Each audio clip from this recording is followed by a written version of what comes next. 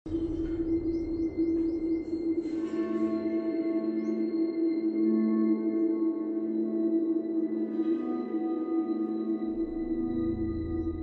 వకుల, వాడొచ్చినప్పుడే చెప్పాను వద్దు, ఏదో తేడాగా ఉంది అని. నా కళ్ళకందరూ అలాగే కనపడతారన్నావు. ఇప్పుడు చూడు, నా కళ్ళకు కనిపించింది నిజమైందిగా. సరిత గారు మాట్లాడకు. మీరు ఆడాళ్లేగా. సాటి ఆడదాన్ని మోసం చేయడానికి మనసెలా ఒప్పింది? అసలు నిన్ను తన్నాలే పట్టుకుని. అమ్మా నువ్వు నోర్మే. ఏంటి అద్యా ఇది?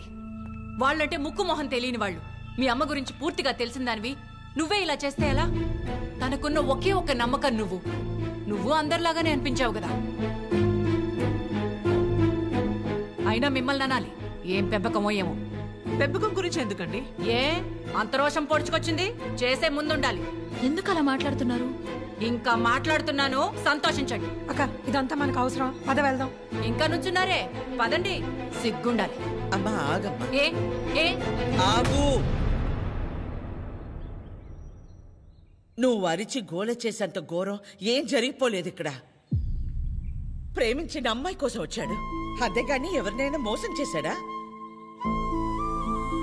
ఎవరితోనైనా తప్పుగా ప్రవర్తించాడా? తప్పుగా చూపైనా చూశాడా? వాడికిడికి రావడం వల్ల ఎవరికైనా మంచి జరుగుంటుంది తప్ప నష్టం ఏం జరగలేదు. వకుల, పిల్లలిద్దరూ మన ఇష్టాలకు గౌరవం ఇచ్చి మన సంతోషం గురించి ఆలోచిస్తున్నారు.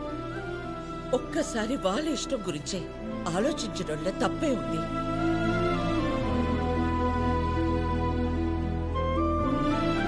ఎవరి వల్ల వాడి ఇబ్బంది పడితేనే చూడలేను.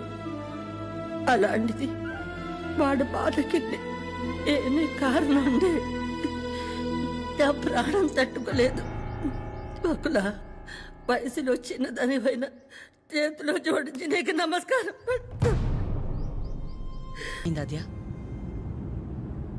ఏమైందమ్మా? నేనే నీ ప్రపంచం అంటావు కదా. నువ్వెలా ఉన్నా దానికి నేనేగా కారణమవుతాను. మరి నువ్విలా ఉన్నావంటే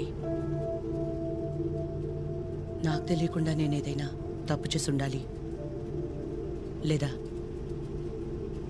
నీ ప్రపంచమైనా మారుండాలి. నా ప్రపంచము మారలేదు, నువ్వే తప్పు చేయలేదు.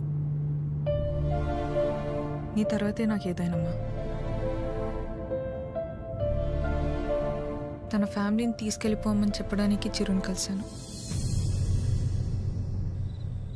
మా అమ్మ గురించి నీకు తెలియదన్ను అంటుంటే ఏ ఉందిలే, ఆవిడకి నేను దగ్గరైతే సరిపోతుంది అనుకున్నా. కానీ ఆవిడ నాకు దగ్గరేక తెలిసింది నువ్వే కరెక్ట్ అని. ఒకవేళ ఈ అమ్మ నీ విషయంలో తీసుకురా నిర్ణయం ఏదన్నా తీసుకుంటే ఆ గిల్ట్ని నేను తట్టుకోలేను. అందుకే ఎలా వచ్చాను అలాగే వెళ్ళిపోతాను. ప్రతి మగాడి విషయంలో సమస్య వేరు, పరిష్కారం వేరు. కానీ ఆడదాని విషయంలో సమస్యను అర్థం చేసుకుంటే చాలు, అదే పరిష్కారం.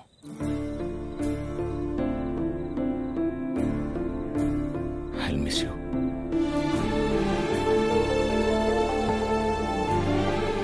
ఎవరన్నా ప్రేమించిన అమ్మాయితో ఐ లవ్ యూ చెప్తారు, కానీ కనీసం ఐ లవ్ యూ కూడా చెప్పకుండా మిస్ యూ చెప్పిన వాడిని నేను ఒక్కడే ఉంటానేమో.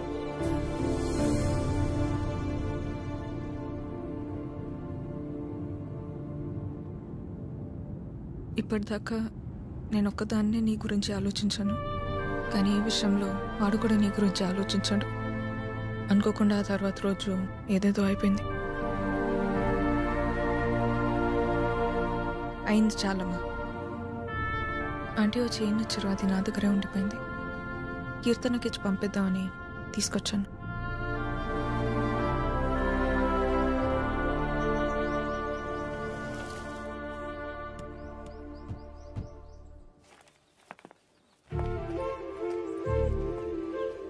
ఏంటి పద్మ? ఎవరు? ఏంటి? ఎందుకలా నించుని చూస్తున్నావు? రండి రామ్మా. వెళ్ళి లోపలికి తీసుకురా. నువ్వు వెళ్ళు. ఆ? పద్మ రండి, రామా కూర్చోండి. రా కూర్చో.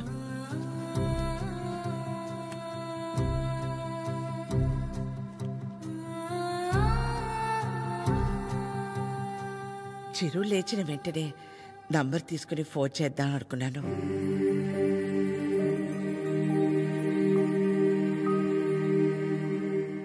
కాఫీ టీ ఏమైనా? పర్లేదు, థ్యాంక్ యూ. ఏమొద్దు. కాఫీ టీ అంటే 10 నిమిషాలు పడుతుంది కదా. ఈ లోపు మనం ఎక్కడ ఏదో అడుగుతామని భయపడుతున్నారు. మనేమి అడగమని చెప్పేసి అది.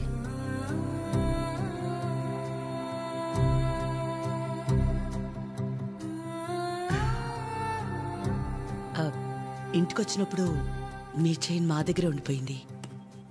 ఇచ్చెళ్దామని ఈ మధ్య.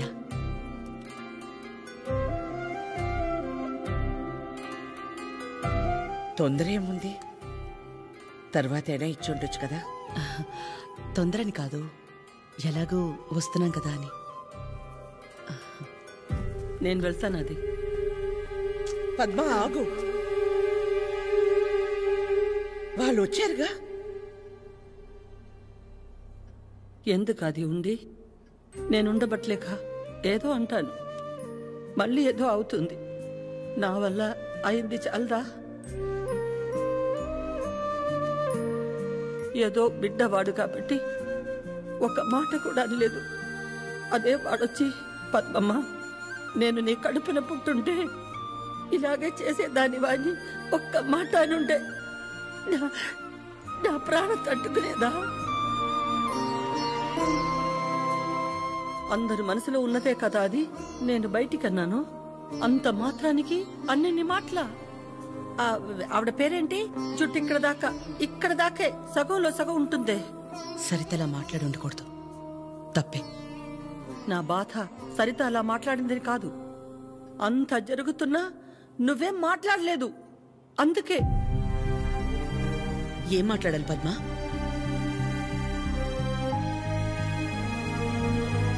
నా ప్లేస్లో మీరున్నా నాలాగే సైలెంట్గా నించునేవాళ్ళు.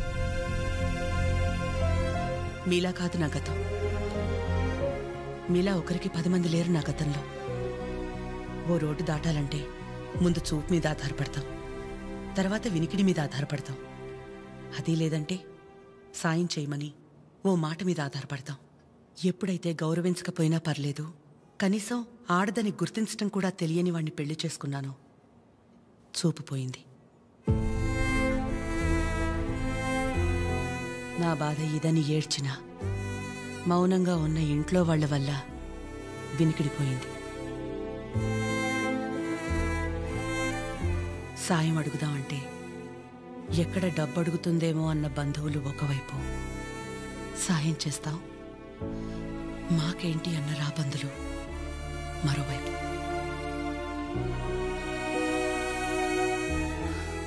అయినా ఆగిపోకుండా ముందుకు నడిచానంటే ఒక్కో అడుగు ఎంత నరకమై ఉంటుంది. ఒకరిని నమ్మడం, దగ్గరవడం కాదని తెలిసి మనం బాధపడ్డం ఎందుకని నమ్మడమే మానేశాను. చాలా కాలం తర్వాత మీ చిరుని నమ్మాను, మీకు దగ్గరయ్యాను. మళ్ళీ అదే అంటే ఆ రోజు నేనేం మాట్లాడాలని ఎక్స్పెక్ట్ చేసావు పద్మ? వకులా, నువ్వు ఒక్కదానివైనా మేం 10 మంది అయినా పిల్లల విషయంలో మనం అందరూ ఒకటే. చిరు అనుకుంటే ఎంతసేపు మా అందరినీ కాదని ఎవరో ఒకరిని పెళ్లి చేసుకోవడం. ఆద్య అనుకుంటే ఎంతసేపు, కానీ మా అమ్మ 100% కరెక్ట్. తన తర్వాతే నాకు ఎవరైనా అని చిరుని మర్చిపో అంది. వాళ్ళకంటే ఎక్కువగా వాళ్ళు మనమే ముఖ్యం అనుకున్నారు. ఇలాంటి పిల్లలు దొరకడం మన అదృష్టం. వాళ్ళు కలిసి ఉంటే హ్యాపీగా ఉంటారని వాడిని పంపించామే తప్ప నిన్ను బాధ పెట్టాలనో మోసం చేయాలనో కాదు. నేను మాత్రం ఆలోచించనా? ఎక్కడ నేను బాధపడతానేమోనని. తన ఇష్టాన్ని పంచుకోకపోగా నేను అపార్థం చేసుకుంటే కోపాన్ని కూడా చూపించకుండా తనలో తనే ఏడ్చిందంటే ఎన్ని కష్టాలిచ్చినా దేవుడు నాకు ఇలాంటి కూతుర్ని కూడా ఇచ్చాడని తెలుసుకోవాలనే కదా. అమ్మా, ఎందుకమ్మా ఇదంతా ఇప్పుడు? ఆపకాత్య, ఇలాగే కంటిన్యూ అయితే నేను నిన్నమ్మని పిలవాల్సి వస్తుంది.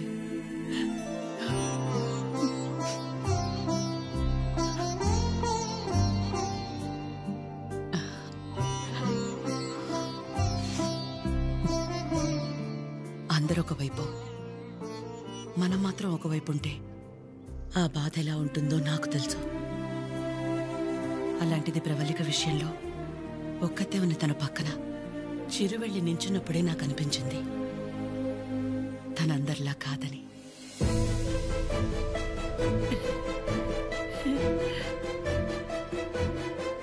తనంతటి తానొచ్చి మీ అమ్మాయి అంటే ఇష్టం, అందుకే ఇదంతా అని చెప్పుంటే ఖచ్చితంగా క్షమించేదాన్ని కాదు. ఎప్పుడైతే తన వల్ల నాకు ఆజ్యకి మధ్య ఇంత దూరం కూడా రాకూడదనుకుని తన ప్రేమని పక్కన పెట్టేయాలని నిర్ణయం తీసుకున్నాడో అప్పుడే తనకంటే ఆడవాళ్ళని గొప్పగా ఎవరూ అర్థం చేసుకోలేరని అనిపించింది.